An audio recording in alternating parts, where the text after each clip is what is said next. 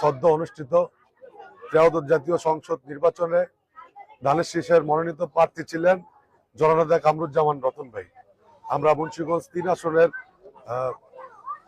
সমস্ত জনগণ বিপুল ভোটে তাকে বিজয়ী করেছি এবং যারা বিজয়ী করার জন্য অত্যন্ত কষ্ট করেছেন তাদেরকে অন্তঃস্থল থেকে ধন্যবাদ জানাই।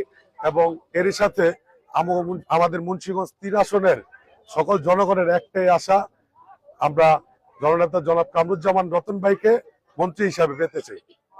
আর একটা জিনিস জানেন, দামটা এই যেন যেটি আছি, কিন্তু ঘোষণার আগে ধান গেলাম আমরা সুপার মার্কেট 17 বছরের নিচে কেউ লাগাইতে পারে না। এমন বড় বড় নেতা ছিল প্রভাবশালী বিএনপির, কিন্তু লাগাইতে পারে নাই, একমাত্র কর্মীরই লাগাইছে। কিন্তু 12 তারিখে নির্বাচনে যদি পাশ না হইতে এই আমাগো এই যে যেটি আছে এই যে 4 জন, কিন্তু একটারও অস্তিত্ব থাকলো নিলে। কিন্তু আমাগো একটুই রতন সাহেবের কাছে একটুই দাবি, যে আমাগো একটুই কথা, যে কর্মীগো একটু মূল্যায়ন দিয়েন, নেতাগো ওই যে এইটা সেইটা কয় এটার দিকে গুজব থাকতে সইরা দাঁড়ায়েন।